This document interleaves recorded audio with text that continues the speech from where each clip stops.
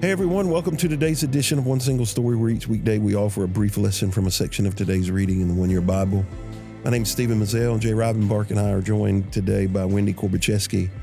And we're in Proverbs this week, and today we're looking at Proverbs 10 and verse 22. And we're talking about the blessing of the Lord, how to redefine success, what blessing looks like compared to effort, how we can cultivate contentment. So I hope you grab your Bible and a pen and paper, and let's have a conversation around the Word of God today.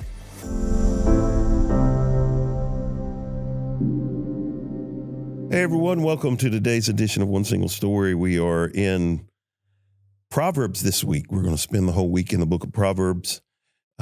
Today is March 2nd, and Proverbs 10 is where we'll be all week. Just a few verses, pretty much one verse every day is kind of the reading, maybe a couple of verses one day. Today is Proverbs 10 and 22. So what you're going to find throughout the whole week is God's way to a stable, joyful, fruitful life. That's really what the Proverbs are about anyway. And verse 22 says, "The blessing of the Lord makes a person rich, and he adds no sorrow with it." Chapter 10 kind of begins with this collection of short, practical wisdom sayings, and this seems to be a contrast between God's success or God's wealth and self-made success, and probably confront some things that are in culture today, whether it's hustle culture or pressure-driven ambition or anxiety-induced, achievement that applies to everybody's life. So was there something, we've got three questions as we usually do, but is there something maybe I didn't cover in the questions you wanted to chat about? Well, it's pretty much covered, I think, your questions, but the thing that has stuck with me that I have given thought to from this is that peace and contentment are of much greater value than things. Mm-hmm. Mm-hmm. And that oftentimes the over pursuit of things come at the expense of the peace and contentment that we're really pursuing and need and want, and how those things can work against each other. This word blessing, when we see it, typically, often people think of some numerical value, money value, status value. But the word itself means favor or empowerment or divine enablement. It's not just about money. It's kind of like it's God's presence in your work. Mm-hmm. On the other side of that is the word sorrow. And interestingly enough, one of the definitions for sorrow is anxiety, regret, grief, pain. And the note I made is God's blessing does not come with hidden emotional debt, right? If you have his blessings, you don't feel guilty because, you've achieved whatever it is. So how does this verse redefine success? And you alluded to this just a few seconds ago, that we define, or culture defines, success as what you have, how hard do I work, how fast can I go, how busy can my calendar become, how much can I accumulate, all of the outward appearances that check the box like, yes, I'm successful, I've arrived. But I think these verses kind of make it clear that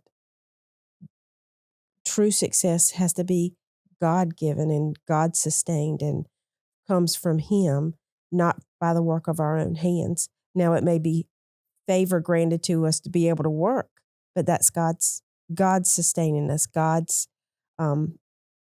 design and purpose fulfilled in our life. And it's about remaining in alignment with him and not pursuing what the world would define as success. Yeah, in a later proverb, it says that the Lord has made the rich and the poor which tells me he doesn't define success by things Right. and what we have, that it is the individual, it is the person as the creation that is of great value to him. And so that's a redefining of success as our culture looks at it. To me, it says that, quote, success is a state of being, state of mind. You mentioned presence of God, peace, contentment, rather than a list of things. It's unfortunate. Our culture tends to say, if you get this, and if you achieve this, then you're successful.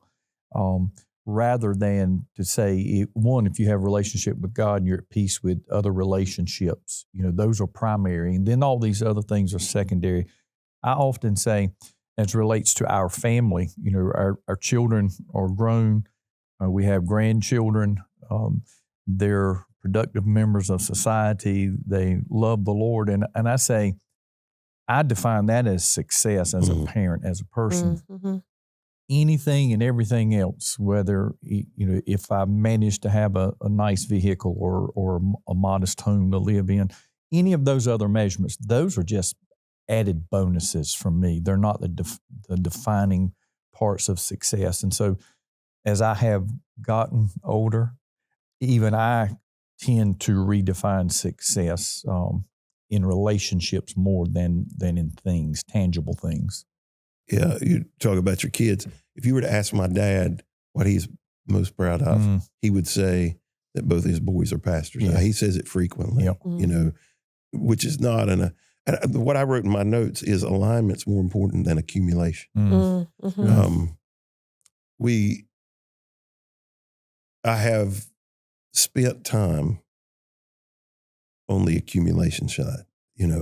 How much I've got to have something, right? I got to have this. It's not, and what we're talking about doesn't mean accumulation is bad. It just means it's secondary, right? It's not the primary chase. You're chasing after being aligned with God. It's my will, his will. That's what Jesus prayed in the garden. Not my will, but your will be done. So.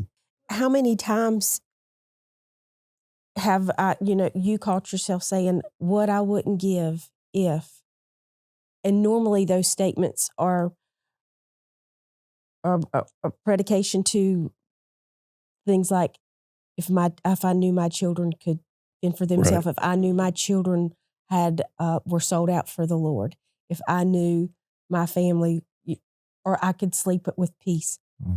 Those are the things. And you think about that statement, what I wouldn't give, the financial things, the house, the savings account, pale in comparison to what those things afford. Right. And I think that's what this is. I tell people everything has a cost. Sometimes people ask me, can you do something? Sure, you can. There's just a price to pay, right? And whether you can recover, whether you have enough to pay the price is one of those, is the challenge. And one of the things that I have found in my life is that success without God is expensive. You pay a price that is untold, right? It's rarely financial. Sometimes it is. Sometimes you do that, you're going to write a check for stupidity. And I've written a lot of stupid ones in my life. But often the price is family unrest, loss of credibility, health, just all of those things. So one of the things that I've come to realize, particularly working in ministry, is I often see that people redefine, quote, success at the end of life.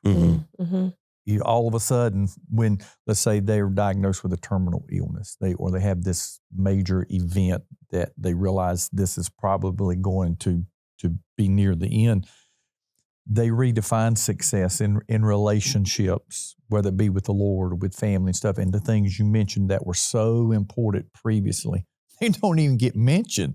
They're completely left out. I'm reminded of Paul and the shipwreck they were on, and it was a cargo ship, and during the storm when they thought they were going down, they dumped that stuff overboard. Right. Nothing mattered but life. That's right. That was the primary reason that ship existed to begin with, and the purpose of the trip. They were just tagged on as extras, but in the crisis, immediately the priorities changed. Yeah, even in that case, when you think about it, some of the lives didn't matter to some of the folks on there. They were like, here, we're going to chunk them too. Yeah, you weed through some relationships too.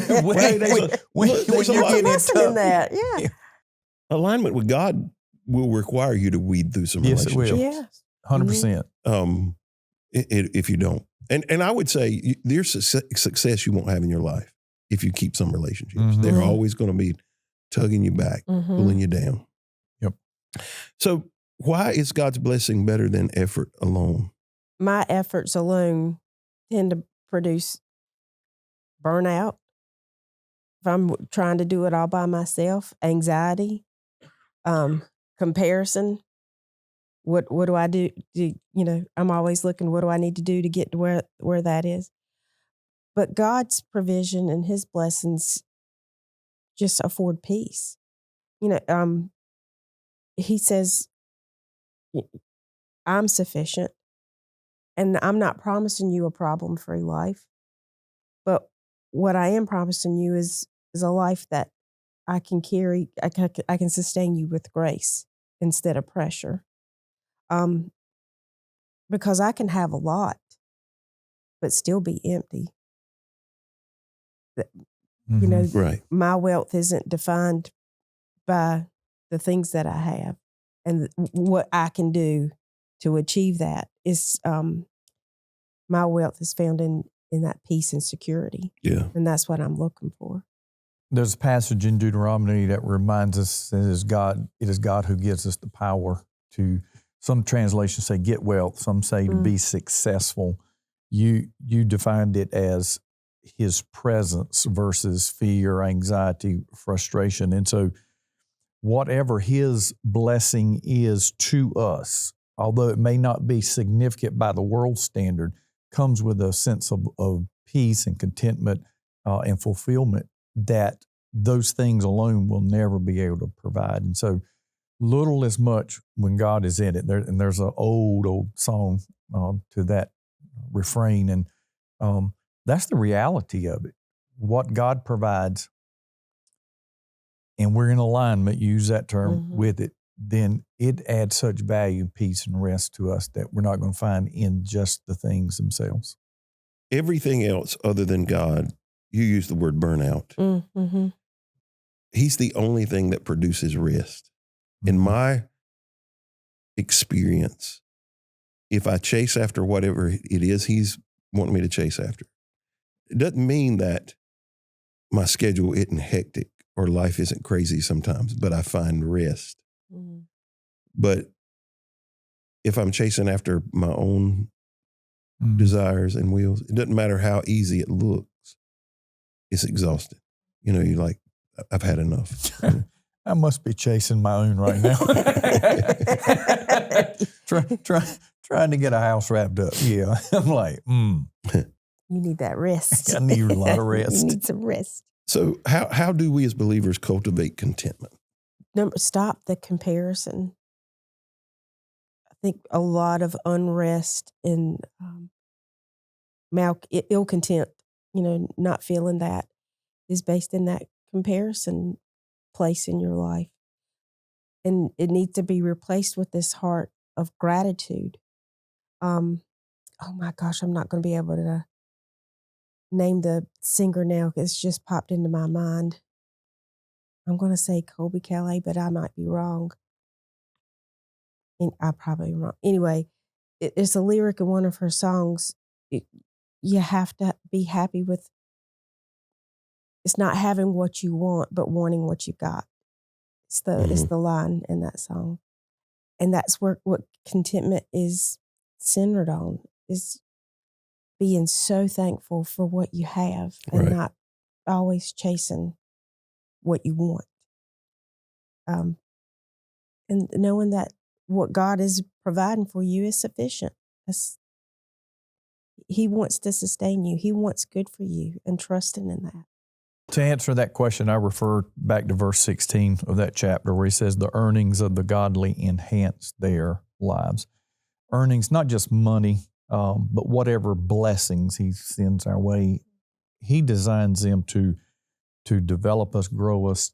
The term here, enhance, add value to our lives. And when we realize that, and we stop the comparison, we don't say, well, I should have more, I deserve more. That's discontentment. But to say whatever God has blessed me with, he's designed it to enhance my life. And then for me to look for that, search for it, and make application and rest and be content in that. Yeah, contentment is learned. Mm-hmm. I don't think it comes naturally. Yeah. Yeah, I see it. In Philippians, I think that's kind of how he says it. Yeah. It's a process. You see it in learned. toddlers, Yeah. Yeah. wanting more. The ability to self-soothe Mm-hmm. in a kid, you can see it years later. So I'll give you an example.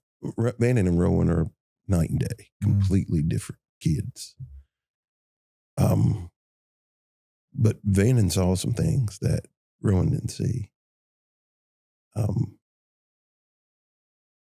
Just horrible, things. Mm-hmm. And mistreated. And, though he was small, he had to learn to soothe himself and not, because he knew any disruption could create, Problem. maybe his life might be in danger because he's seen, the ends of it. And I saw this play out one time. He couldn't have been more than, I don't know. He was small enough to still be in a stroller. Mm-hmm. We were on a cruise, and it was formal night because he was dressed up. Like, I got a picture of him dressed up in a little vest and a tie. But his mom brought him out in one of those little umbrella strollers. She was rolling around the ship, coming to where we were. Mm-hmm. And I could see the look on his face of just pure anguish. But he was not making any noise, like just not saying nothing. Wow. And I was like, buddy, what's wrong? And I reached for him and noticed he couldn't move his hand. And when she had buckled him in, she had buckled his pinky inside of the buckle on that stroller. And by the time I undid it, like, he went to hollering, and it was black and blue. Like, it was horrible looking. But he had learned at that young of an age to control it, to navigate his emotions so that he didn't suffer consequences. Now, that's an extreme observation, right? Now, Rowan's on the other hand, you're going to know when something's wrong. The whole world's going to know something's wrong. And if there ain't something wrong, he's going to make something wrong, kind of situation. But contentment is a learned trait. Mm-hmm. And for me, the thing I would say, because, there's a lot of ways, gratitude, being generous, all of those things that we can practice to cultivate it. For me, the place where I'm working at the hardest right now is the concept of Sabbath, resting. I haven't figured out the full pattern of it yet, but I am firmly convinced that it is a matter of trust and contentment.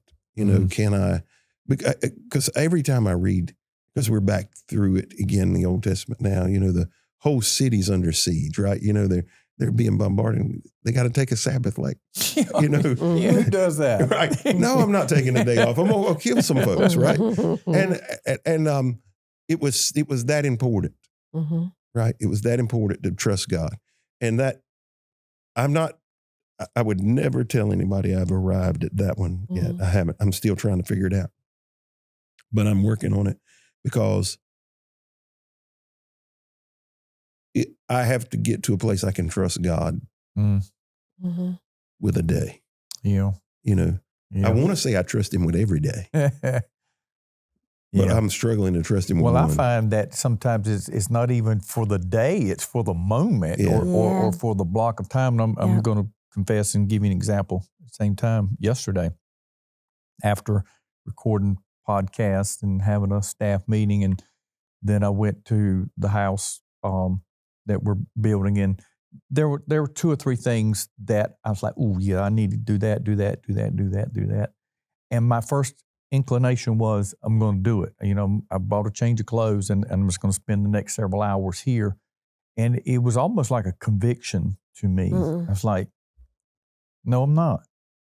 I'm going home. I'm going to give time to my wife, have conversation, sit in the chair, eat something, probably take a nap in the chair, and I'm just going to unplug because this will be here when I get back the next time, and I'm just going to leave it. Yeah. And that seems so simple, but for me, that was a big deal. It's hard to do. That's hard. I was like, that, and I felt so good about it though. The fact that because when I got home, my wife was like, "I thought you were going to be at the house till late." I was like, "I decided not to." You were proud of yourself, and she was disappointed. She's like, "Don't go to bed, Lindsay." Yeah, she was like, "Can I help you get some things together so you can go work?" What I actually saw though, I saw a great appreciation from her for the fact that I did that, one for myself and for her. And I was like, oh, so I realized it wasn't just a big deal for me, it was a big deal to her as well, because at first she was a little suspicious, like, wait, what happened? What's going on? Did you not get the materials you needed to do the work? And I just decided to be here instead. Yeah, so, that's good. Yeah, it's a step at a time. Thank you for joining us again on One Single Story. Just remember, chase God first and let success follow. I hope you'll join us again on the next edition of One Single Story.